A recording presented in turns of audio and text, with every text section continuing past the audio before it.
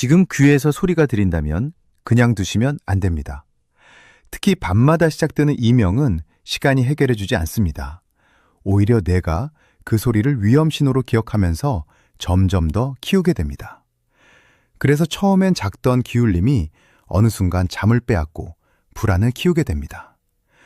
오늘 이 이야기를 끝까지 들으셔야 하는 이유가 바로 여기에 있습니다. 밤에 불을 끄고 누웠는데 귀에서 갑자기 소리가 나기 시작한 적 있으신가요? 매미가 우는 것 같기도 하고 물이 쏟아지는 것 같기도 하고 어떤 분들은 전기 흐르는 소리처럼 느껴진다고 하십니다. 더 괴로운 건 그 소리를 없애려고 애쓸수록 오히려 더 선명해진다는 점입니다. 많은 분들이 이 순간 이렇게 생각합니다. 이러다 귀가 망가지는 건 아닐까? 하지만 제가 한의학 박사로서 수십 년 동안 환자분들을 진료하며 분명히 말씀드릴 수 있는 게 하나 있습니다. 이명은 귀 자체의 고장이 아니라 뇌와 신경이 과도하게 흥분했을 때 나타나는 경고 신호인 경우가 훨씬 많다는 사실입니다. 그냥 두면 시간이 해결해 줄 거라 기대하시지만 이명은 방치할수록 뇌가 그 소리를 위험 신호로 학습해 점점 더 키웁니다. 그래서 밤잠을 망치고 불안을 키우고 하루 컨디션 전체를 무너뜨립니다. 저는 한의학 박사 한준호입니다. 이곳은 100세 건강라운지입니다. 이런 시니어 건강 이야기가 도움이 되신다면 구독과 좋아요로 함께해 주시면 큰 힘이 됩니다. 오늘은 귀에는 이상이 없다는 말을 들었는데도 이명이 계속되는 진짜 이유, 그리고 지금 이 순간에도 바로 시작할 수 있는 방법을 말씀드리겠습니다.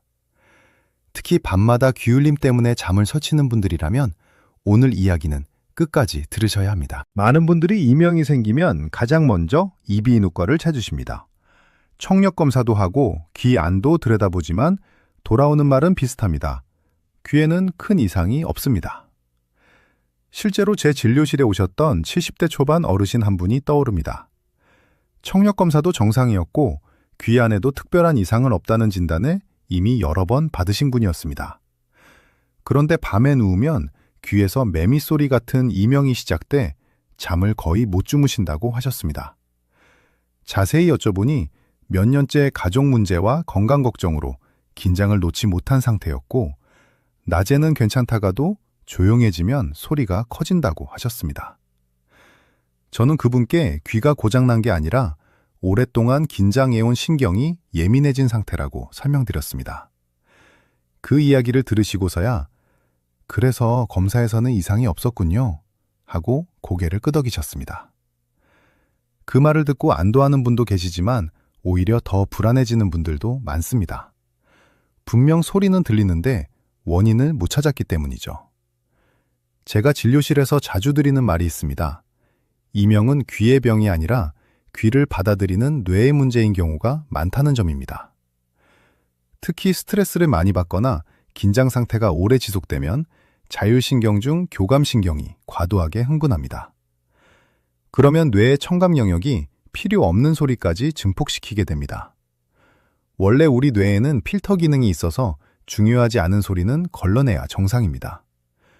그런데 이 필터가 망가지면 평소엔 느끼지 못하던 잡음까지 또렷하게 들리기 시작합니다.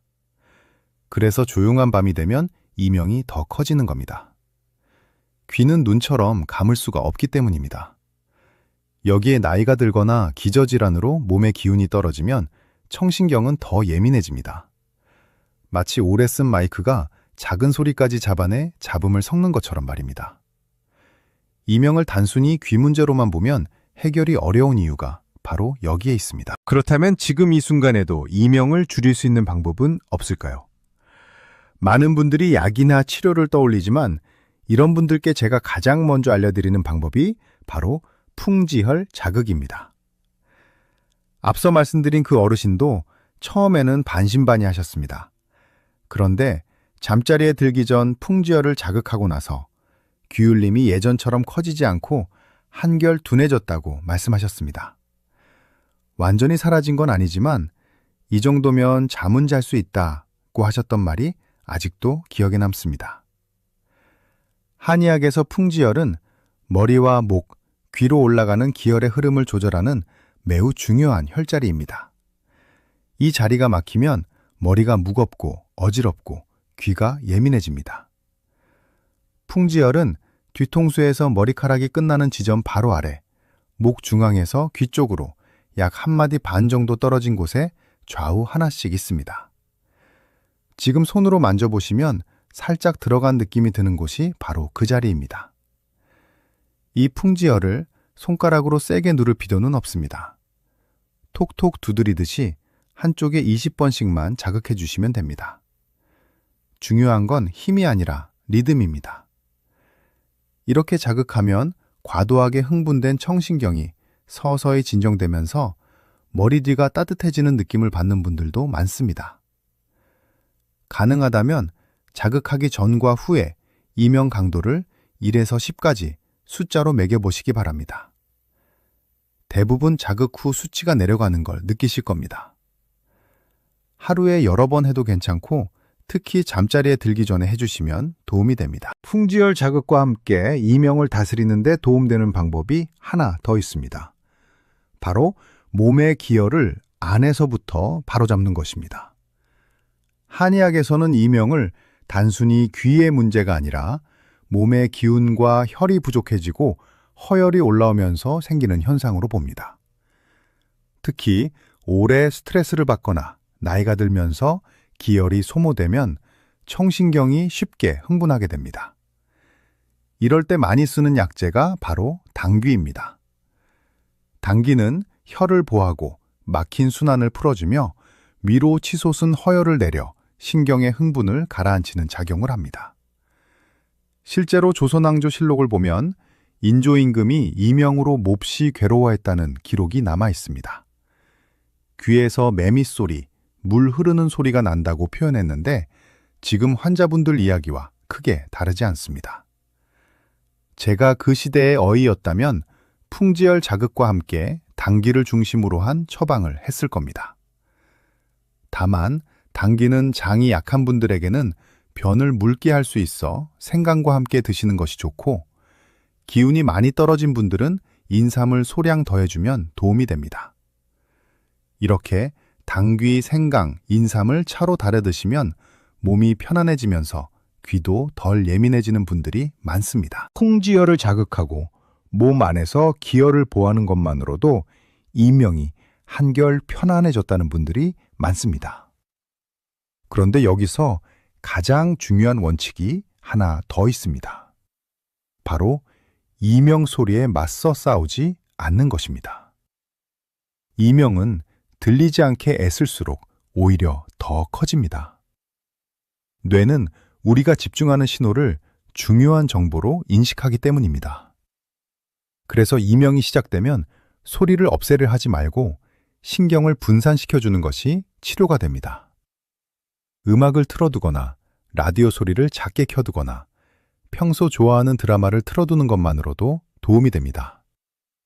특히 잠자리에 들 때 완전히 조용한 환경은 이명을 더 키울 수 있습니다. 작은 배경음은 청신경의 과도한 증폭을 눌러주는 역할을 합니다. 낮에는 거창한 운동이 아니어도 손가락을 움직이거나 가벼운 스트레칭만 해도 충분합니다. 글을 쓰거나 그림을 그리거나 손으로 무언가를 만드는 활동도 모두 신경 분산에 도움이 됩니다. 이명은 귀를 고치는 병이 아니라 뇌와 신경을 다스리는 생활 습관의 문제입니다. 오늘부터 풍지열을 자주 자극하고 몸을 따뜻하게 보하며 소리에 집착하지 않는 연습을 해보시기 바랍니다. 이 작은 변화가 귀를 넘어 삶 전체를 한결 편안하게 만들어줄 것입니다. 감사합니다.